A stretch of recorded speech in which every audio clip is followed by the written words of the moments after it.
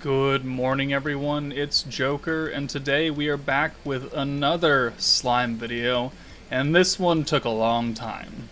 Not because it was difficult for me to record or edit or anything, this was difficult to get gameplay of.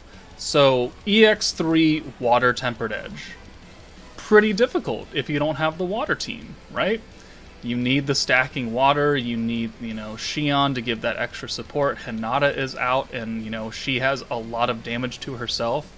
But what if you don't have everybody on the water team? What if you only have Shuna? Because you didn't get lucky, you pulled her early, and you don't have enough crystals, and you want to save for whatever meta comes next, or the 1-year anniversary in October. What if you have a space team, though? Would it work? Can it be done? Well, ladies and gentlemen, boys and girls, people of the world, it can be done, but it's hard as hell. Let's put that out there. So, this took a while because it took many, many attempts. Many attempts. Like, when I say many, I mean like I was here for a good amount of time. Multiple days to get this run. Because you really need that extra special RNG. You need stacks of Veldora. So we have pretty much 4 orb changers on this team. We've got Veldora, right? The stacks on stacks on stacks for Space Millum. We've got Shuna, who's double orb changer and the alt boost. We've got Rimuru, who's double orb changer and the stealer. We've got Fire Millum for the crit seal, which is important, and the guaranteed crit in one skill. And she's also a single orb changer. And then we have Millum. And then we have Carrion for single target damage, crit boost, and more orb changing. So this entire team is built around feed Veldora and get as many stacks as you can with Space Millum, and then pray to all hell that she does enough damage. So my Millum was 100. I put the hero on her for the maximum attack stat that I could. My Veldora is only 84, which does hold me back a little bit because a level 100 protector is a massive buff to stats. But let us start the fight, and we can watch my final attempt a couple days ago, because it took me a while to actually sit down and record this. So this will probably go up tomorrow, being the 17th. So, it's been a few days since my first Tempered Edge video, or EX3 clear with the water team, so this will be good. So, turn 1, hand's not great. And we also have to worry about the attack nerf. So, not great turn 1. We have 3 Shunas here. We started Rimuru up front, which probably isn't the greatest thing in the world, but we can easily swap him out. So we're going to bring Millum in, because I want to get her ult and then never have her up front again, really. Like, I need her ult quick, and then I'm only going to have her in here for stacks. And then we also want to stack with Carrion, being another space unit who will benefit from Veldora, and being a single target, and having the crit buff, and he gets his own attack boost. So he does pretty good damage. Oh, and I reset here. Okay, I thought I fast-forwarded to where I was going to be okay. But okay, well, whatever. So really, you need 2 single target ults, because Millum just doesn't do enough damage, right? You need a second ult, at minimum. That is a strong, strong ult. Like, Shuna is not benefiting from any stacks of damage. So, like, by herself, sure, if she's not nerfed, she can do okay damage. Not as much as you need, though, because you don't have water attack, you have the crit, but I'm more concerned about Carrion getting it than her, because he will benefit from the stacks. This is a good turn, though. So we have 4 and 2 right here. This would have been a great Benimaru or a Daggerel hand, but this allows us to swap out Rimuru and Carrion, and we can start off with a 5-card Send of Greens, which will get us a decent amount of points. It doesn't get us Veldora, but it's a good start. And now we have Rimuru in the back, so if we get another good hand, we can bring him in and orb change in a whole bunch of blues, which we kind of get. So we have 75 points, which is just enough to use 3 orb changes. So why not? So make a decision here. Do I bring Rimuru in for Carrion? Do I orb change with Millum into the 1? And then do I bring Rimuru in for Millum? and then use his double green, and then Carrion's blue, or orange to blue. And we'll look at that. We saved 10 points, and now we have an entire hand of blue. Now we'll have 2 stacks of Eldora going into turn 3. Looking pretty good. Now, next turn, we do have to swap Carrion and Millum out, because I don't want them nerfed for like 5 turns, right? It defeats the whole purpose. I want to do as much damage as I can along the way to turn 9 or 10, where she gets ridiculous amounts of attack, and then you can't survive. For reference, okay, so here's 2 stacks of Eldora, and then we're going to swap them out. But for reference, I tried taking a tanky team into this fight. I tried bringing Sokka and healers and try to outlast Millum and just whittle her down slowly.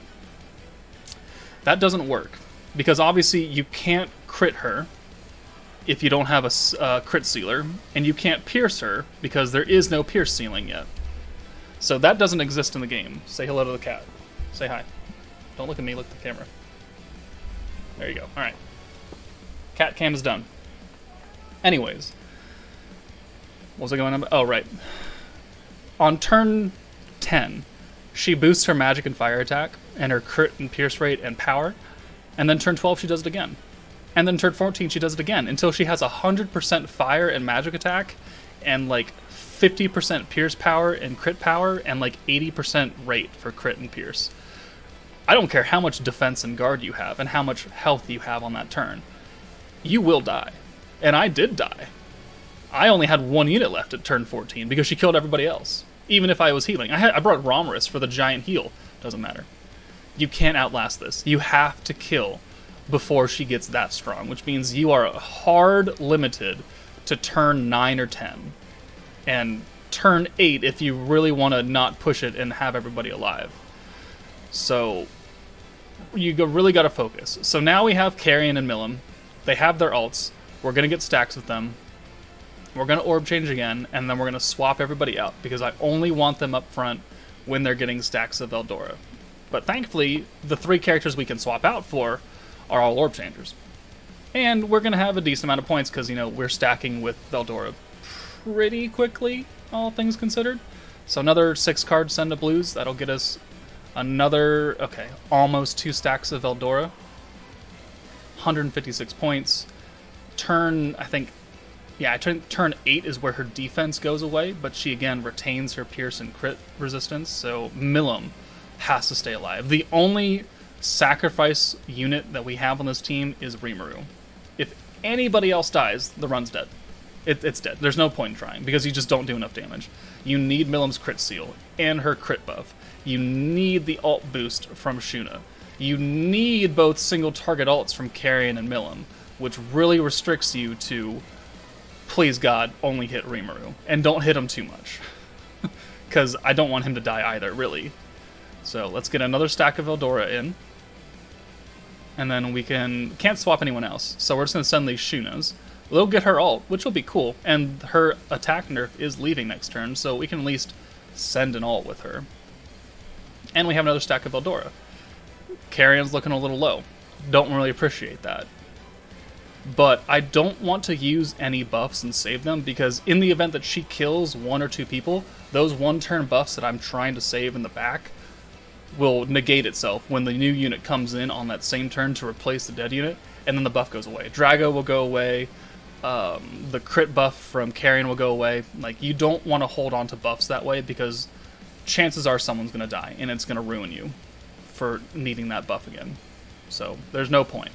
We just need full points, full card sends, just like this, of 5 blues and an ult, unboosted ult, but it's still type advantage.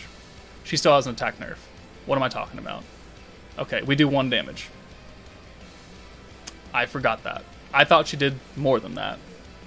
Whoops. Gotta love it. Alright, so turn 8, defense is leaving, but she boosted her magic and fire attack. From this point forward, that only goes up. That boost to her stats only goes up. And the further you go, the harder life is going to be.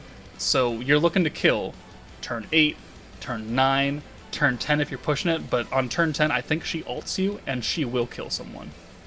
Will kill. Not maybe kill, will kill somebody. So here, we have enough points. We have 2 ults. We're going to use everything. We've used the ult boost from Shuna. We've sent her away. Drago, space boost, crit seal, crit rate, everything. The only thing that could have made this better is if we had 2 extra Milim cards. 2 extra space Milim cards, which we don't really have the power to do. And orb changing right here wouldn't really do us any favors. I keep looking. We have the points to do it, but it doesn't matter. So we're just going to send these ults. And kill. Right? We're going to kill on turn 8. She has like 300,000 HP left. You can't see that because of my face cam, but she has 300,000 HP left. Because all of our units have been nerfed the entire time going forward, right? So we don't do any damage along the way to turn 8. Which is hilarious to think about. 8 turns and we've done that much health? That much? It's pretty pathetic when you think about it. But what can you do? 3 of your units are insta-nerfed. And then forever nerfed, essentially. So here I'm debating, like, are we going to kill? Are we going to kill? 92.4% space attack. We've gotten a lot of stacks of Eldora. We have 340 point limit right now. That's a good few stacks of him. Will it kill, though? I don't know. But I gotta send it sometime. I'm freaking out because this is the closest I've ever been. This is the only, I'm not kidding, the only run where everyone has lived until turn 8. Carrion, how much do you do? 78,000, not enough. Milim does 132, which is good. If we had a 6-card send, we may have killed here, but we didn't. There's another boost. 3 attacks. Everyone is still alive. Everyone is still alive turn 9. What do I do here? She has like 68,000 HP left, and I don't think that Milim on 3 orbs can do 68,000 damage. Not without every single buff. Because with every single buff, she was doing 22k. But now the crit's back. Everything is back. This is all I got. I mean, this is pretty much it. But we're going to play around with it. Alright? We know that someone's going to die here. So I'm going to send Milim and Carrion to the back. And we're going to plan on nobody living on this turn right here. Because if she kills all 3 units, I will get guaranteed ults for Carrion and Milim. I don't care how much damage I do here. But if I can get guaranteed ults and I have 217 points right here, then we can double ult. And we might be able to do it. So there we go. Shuna is dead. Milim is dead. And that's it. That's it. Turn 10. Her ult is coming. She's going to kill someone. We have so low health, everyone is going to die because she's going to ult someone and then follow up and kill someone else. So we're going to use all the points that we can. Space boost, Drago, crit buff. And we're going to orb change into a 6-card send right here. This is for all the marbles. We don't have the ult boost. We don't have the crit buff. We only have a little bit. We don't even have an extra stack of Eldora. Right? So we're going to do less damage than what we did on the actual turn that we nuked on turn 8. But can we do 68,000 with this? 3,000. That wasn't good. Milim, though. 48,000 damage. And Carrion is able to finish it off on turn 10. 3 people alive with very, very low health. But I beat it with the space team. No, not everybody survived. But I was able to do it. The space team can do it with a crap ton of RNG.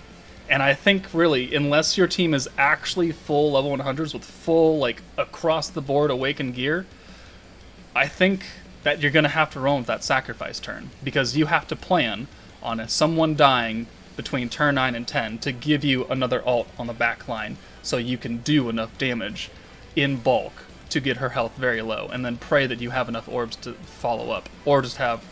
Like, it would have been good if Carrion had gotten an ult. Like, if he had killed Milla or Rimuru, I think Carrion would have also got his ult, and then we would have been fine with 2 ults right there. But hey, the win is in the books. The space team can do it with a little bit of help from the water team. One new water unit, summonable, and then Rimuru, he's free. So there we go. Let me know what you guys think about this run in the comments below. I don't know if any other team can do it, to be honest with you. You need a stacking team. That's all there is to it.